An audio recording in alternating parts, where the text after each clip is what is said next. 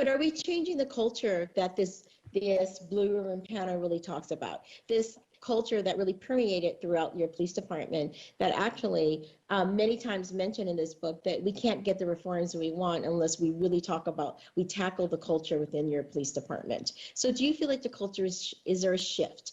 Are we, is it shifting from when we first had this report on the blue ribbon with the blue ribbon panel? I do. I think there's a definitely change in mindset and culture. I think, the openness, the, you have to be able to accept really the outside scrutiny. You have to be able to accept the criticism and look at it constructively. And I know there's, the meetings that we have, and I know Ms. Jones is going to present next, and, the pressure, I'll say the pressure that she puts on us, but she keeps those issues on the forefront. And, we don't always like hearing what we hear, but we need to hear it and we have to be open to it. And I think that mindset is really part of what reform is all about. And I think it has changed, And then the other thing is we're a young department. Patrol is very young. When you look at the patrol officers, you saw the officers on that video, we're a very young department. So they're learning, a different way of doing things. As you heard some of the junior officers say, now they feel comfortable speaking up in these critical incidents, and they're being heard. And that's really important. I mean, that's really important. You stated it, and you know this culture very well. That's really important. So I do think that, that's just only part of it, but yes. Yeah. Well, that's leadership too. Thank you. And I want to just recognize Phelicia Jones, who is next, who has actually been on us to actually call these hearings. And she has been sort of the force behind it to say with our office, like, when are we going to have another hearing? And so, President Yee, if you wouldn't mind, I think Ms. Jones has been waiting a while to speak. And if we could give her the floor, that would be great. I will give her the floor. And I see nobody on the roster, so she was up next anyways. So thank you very much, everybody. We're going to move on to one more presentation, which is Phelicia Jones from Justice for Mario Woods Coalition. Are you there? Yes, I am, President. Okay, let's go for it. Okay. To be Black in America is being labeled as a suspect by San Francisco Police Department. My name is Phelicia Jones. I am the founder of Wealth Disparities in the Black community, and I would like to thank all of the Board of Supervisors for having this, as Supervisor Walton would say, this use of force presentation by San Francisco Police Department. I really want to give a shout out to Supervisor Fuhrer. When we came last year, 1 year ago, and when she suggested, after we've been really putting pressure on her to do something, she decided to have another hearing. I was totally against it. However, the politics in San Francisco is quite different. I often say I am not a politician, I am an activist. So again, I want to thank Supervisor Fuhrer. The presentation in which Chief Scott and Hillard Hines gave, I just want to say I'm a little annoyed by it because I do agree with Supervisor Walton that Hillard Hines should not get any more monies. After getting over $1 million from the city and county of San Francisco, and within 4 years, the San Francisco Police Department has only substantially complied with 40 recommendations of the 272, is definitely a slow process. Now, even though that Chief Scott has indicated there are more, I can't say that there are more until I see from the Attorney General's office that these recommendations has been substantiated. The other thing I want to say is to Mr. Durden of Hillard and Hines, as a community member and as what we went through as a community around police murders here in San Francisco, I really am appalled that you being paid the amount of money that you guys are getting to come here to the city and county of San Francisco and indicated that the 272 recommendations are not important because Mayor Lee promised all San Franciscans that all 272 recommendations will be addressed. And so I was appalled at that. The other thing with Chief Scott kind of rubbing me the wrong way is that you kept referring to George Floyd, that you guys didn't really revise the use of force into George Floyd. George Floyd definitely was a national crisis. However, we're in San Francisco. And so I don't know why Mario Woods, Alex Nieto, Kieta O'Neill, Jessica Williams, Pat Gongora, and Emil Lopez, just to name a few, that San Francisco Police Department wouldn't want to revise their use of force. So those are the things that I really wanted to talk about. And we're going to show a slide, but it also is that when you talk about the use of force and talked about the great things that you guys have done with community policing, I believe that is a force. I have watched San Francisco Police Department, not Sheriff's Department, I work for them. San Francisco Police Department around having meetings around community policing. You had meetings, in the middle of the day. You had meetings, way out at your headquarters or in the mission, at these odd times a day. And the recommendation was that you work with marginalized communities, not middle-class white women, not women who don't live in the community, but marginalized communities. That means these are people who are being affected by officer-involved shootings, the lack of community policing in our neighborhoods. And so I do not believe in your community policing report. I also don't believe in how, I just lost my train of thought, how you guys are just really going about these recommendations. And the thing of it is that when you, as a department, your budget is $696 million, one of the 7th largest in the United States of America.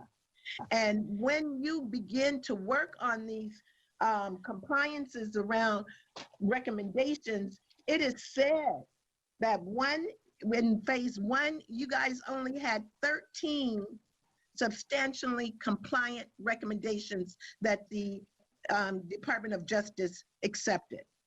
In phase 2, you sent in over 101 recommendations. Only 27 was substantiated. 61 was returned back to San Francisco Police Department because they indicated that it was adequate information, not enough information, and you guys just didn't do what you needed to do. They also indicated that you guys were too slow, that you were significantly slower than they expected in phase 2, that you failed to implement a greater number of recommendations and delaying fulfillment of the promises to the community to get this work done. And the community is not only the Black community, but the community of San Francisco. They also said that you need to focus resources on program management, providing consistent timelines, deadlines, and clear oversight.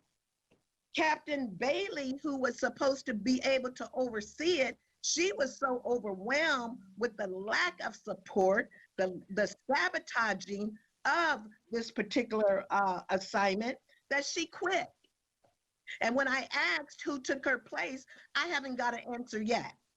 So San Francisco PD leadership, they indicated that you need to support captains to enforce deadlines, hold all individuals involved in the collaborative reform initiative accountable for their work, act more efficiently, build more capacity to empower San Francisco Police Department to make the changes that is critically needed in implementing the recommendations. And so it is just really, for me, long presentations, beautiful slides, but when it comes to community, especially the Black community, the use of force, the arrest, and racial profiling in the means of traffic stops has not gotten better. And so again, even though we work with you on a quarterly basis, we had to call you and say, look, we know it's COVID, but we need to come back to the table. You obliged us, we appreciate it, but at the same time, there is much work to do, especially when it comes to the Black community. There was low numbers, substantially complaint recommendations reflect San Francisco Police Department difficulties in submitting adequate documentation in its packages that clear evidence of how and whether San Francisco Police Department substantially complied with the recommendations. It also indicated that you had not completed the administrative task of demonstrating implementations to the reviewers. And as I said before, 61 recommendations were returned. It also indicated that San Francisco Police Department needs to support to enforce deadlines. San Francisco Police Department, to its detriment, to the detriment of its community, has not effectively utilized these working groups. And the working groups are use of force, recruitment and hiring, accountability, bias, and community policing. It indicated out of all 5 of these working groups for a whole year, you guys only met one time. So I don't know how meeting with these working groups equals to this fabulous work that San Francisco Police Department is doing with the community. And again, the marginalized community, not people who you feel you like or they like you, but it says marginalized communities who have problems with the police department. These are the people you're supposed to be seeking out.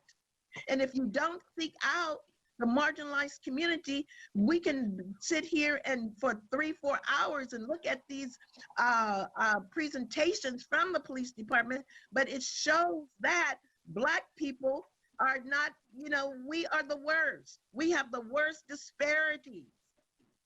And it's been 4 years.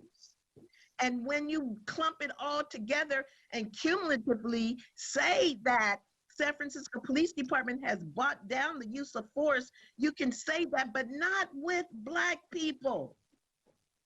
Not with Black people. And so we're gonna bring up some slides so we can show you how these recommendations and what the San Francisco Police Department is doing is not enough. And we're demanding that we are only 4% of the population. How is it that the use of force, we are 13 times that of white people? We are 10 times of that of white people to be arrested. We are approximately 6 times that of Hispanic to be arrested. And so again, we're the smallest population with the greatest disparity. And if we want to work on reforms, then we have to do the work around those who have the greatest disparity in regards to use of force, arrest, and racial profiling in the way of traffic stops. So GB, can you bring up the slides, please?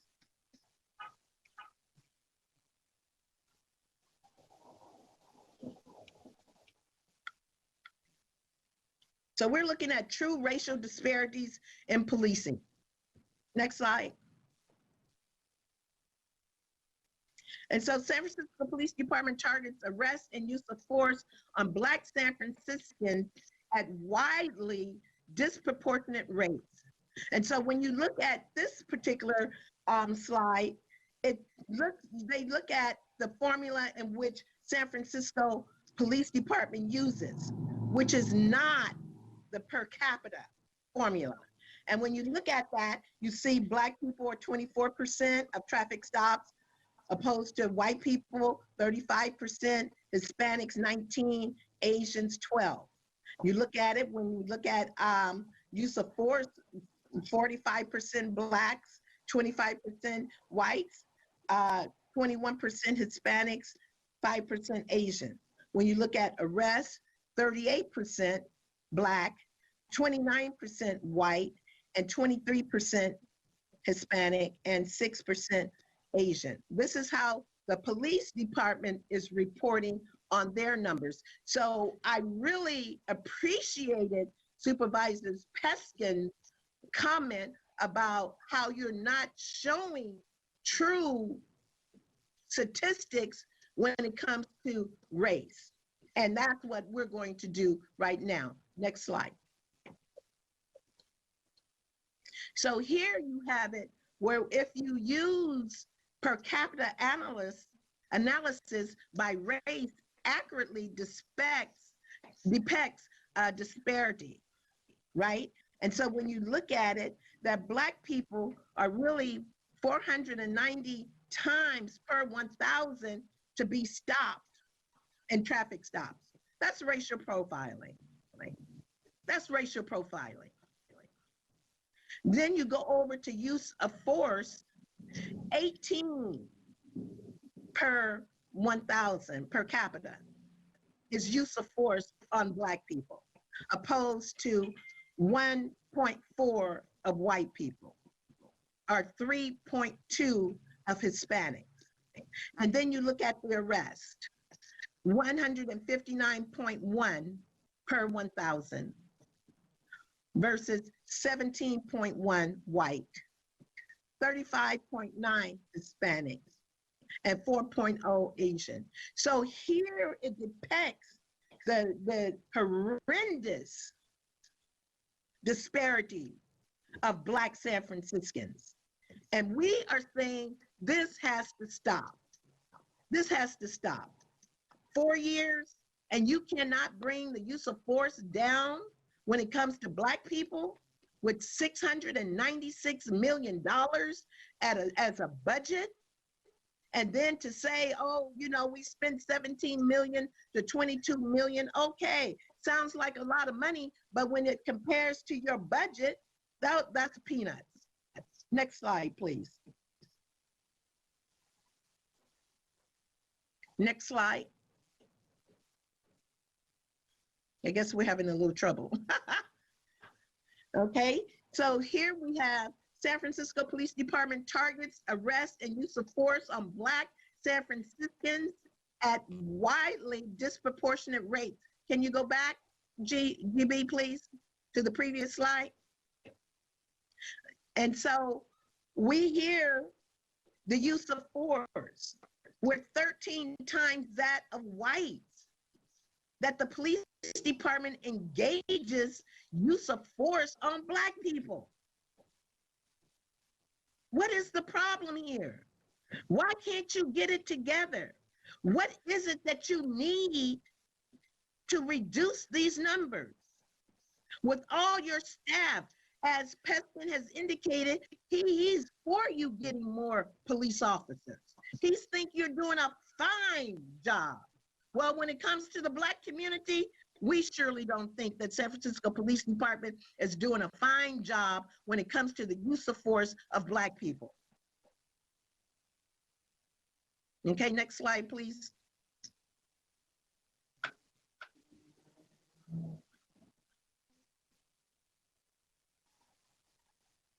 And here you were talking about arrest. I work in the jails. I've been working in San Francisco County jails, the whole jail, I've been over every jail, right? And we are about 4% of the population, but we represent over 54% of the jail population. And going back to my dear friend, Jeff Adachi, may he rest in peace, when he wrote this, this report around arrest in San Francisco and Blacks.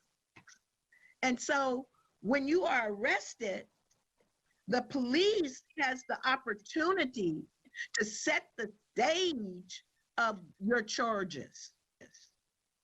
So when you go to jail, based upon what the police said your charges are, until you go to court, that's how you will be able to determine if you can bail out or you have to sit there and wait. And so we are 9.3 times that of whites to be arrested. 4.4 times that of Hispanics of being arrested. Mind you, again, I have to keep going back to the population in which we are in San Francisco, 4 to 5%. And so the work, the presentations, I like Chief Scott. I'm willing to continue to work with Chief Scott, but these statistics right here, I'm not willing to work with him and keep these statistics like this. They have to come down. And as the Board of Supervisors, we are beseeching you to be an overseer for San Francisco Police Department around these recommendations. You cannot continue to only have them come once a year and give a 5-hour presentation to cover all of this. And I don't even know how it got to once a year, because when we first started this, the police department was coming to the Board of Supervisors on a quarterly basis. And so therefore, coming on a quarterly basis, it shows more transparency. And that's what we are in need of, transparency. Next slide, please.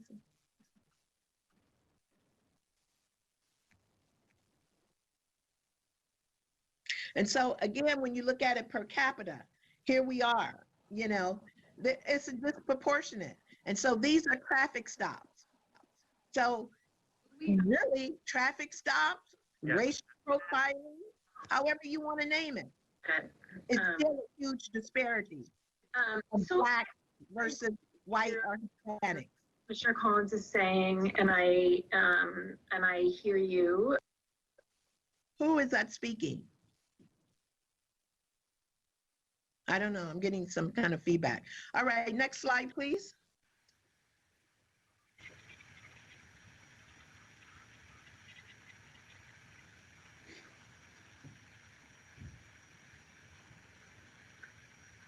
GB, next slide, please.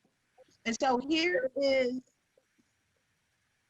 what we are looking at, around use of force, arrest, traffic stops.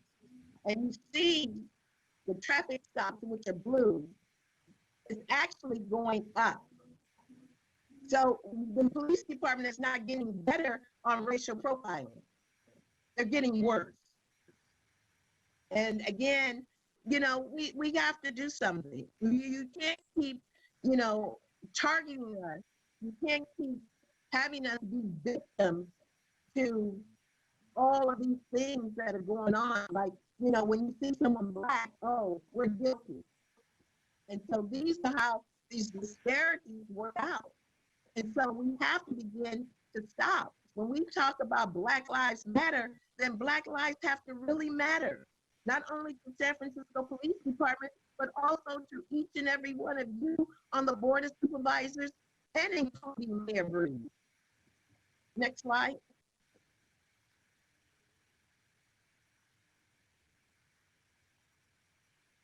And so the key problem areas which we feel that the reforms you're really not in compliance, again, is use of force, accountability, bias, community policing, and recruitment and hiring and personnel practices that we feel, as we look at the stats, as we talk to the Attorney General's office and go over a lot of the recommendations in which the police department works on, they're very soft recommendations. They're really not working on the harder recommendations around these areas. And so again, if in fact Hillard and Hines is worth almost $2 million, then surely all these things in which the San Francisco Police Department can't get a hold of, then what is Hillard and Hines there for? If you can't help them substantiate these 272 recommendations, why would the city and county give them $2 million? Why would we do that? For the sake of politics? And as I said, I'm an activist. I'm not a politician. Okay, next slide, please. So the city of San Francisco Police Department, DOJ cops. DOJ cops includes 94 findings and 272 recommendations. Reforms process began in October 2016 under US DOJ oversight. The state of California DOJ took over the city of San Francisco San Francisco Police Department signed an MOU in February 5th, 2018. Again, an MOU that promised that San Francisco Police Department and the city and county of San Francisco would see it through, that all 272 recommendations will be addressed. The city and county, the city, state, San Francisco Police Department MOU signed February 5th, 2018, has a duration of 36 months. It actually expires February 4th, 2021. But again, Hillard and Hines is asking for an extension through September 2021, in which they have already been paid up front based upon what the young lady said. So they've already got their $1.5 million, which expires February 4th for the basis of the MOU. So even giving them $600,000 more to September, what is that? You know, for another 7 months of work, you get $600,000, and you can't even help the police department substantiate the recommendations. So again, I agree wholeheartedly with Supervisor Walton that they don't deserve to continue to take monies out of the mouths of San Franciscans and get paid and not do the work. So Hillard Hines has, as of this point, as of the latest report, March 2020, I should say, reported only 40 reforms as substantially completed by San Francisco Police Department out of 272 in 4 years' time. In 4 years' time. So again, when we look at what San Francisco is lacking, San Francisco Police Department is lacking, we have to really be able to hold them accountable for the things that they're lacking.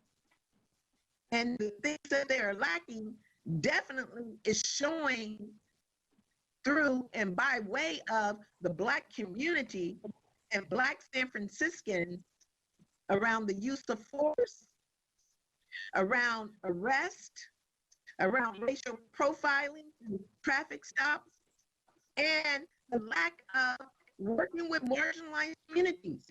I've had meetings with Chief Scott and his command staff, and Commander Lazard tried to indicate to me that they were working with the community. Well, for me, you weren't working with the community because you're comfortable in working with, prevention age children, which includes elementary school children. However, you guys aren't comfortable in working with TAPE population, which is the number one 18 to 30, number one age group that we need to have community policing around. We need to be able to reduce the use of force around this particular age group. And you have to learn how to deal with them, how to communicate with them. And I began to work with San Francisco Police Department to develop a program to do just that, starting with my program in San Francisco County Jail. However, as we got ready to implement and move forward with it, COVID came. So, you know, for me, I'm out in the community. I am a community advocate. I was born and raised in San Francisco. And so, you know, we have to work on the things that we don't do so good in.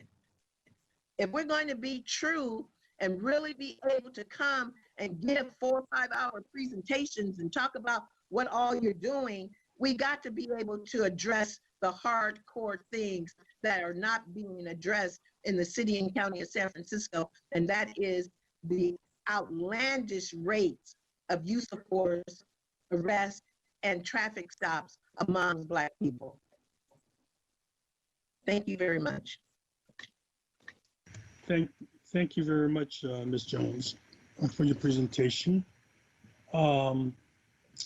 Okay, so that ends all the presentations, and if there are other comments, questions, and so forth, colleagues, please indicate that you would like that. Otherwise, we have people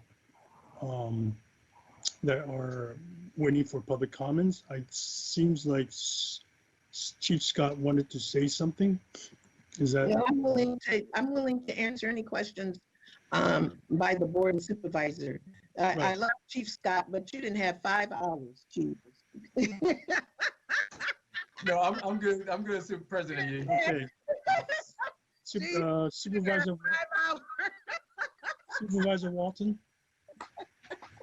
Thank you so much, President Yee. And I don't have a question, but I do just want to thank Ms. Jones for all of her work and for really calling out the disparities that exist and also the discrepancies in the data in terms of how we feel that in community and what's happening with the reforms. And so I appreciate her for coming on, taking that time to be here, and for all of her work with community. Supervisor Peskin.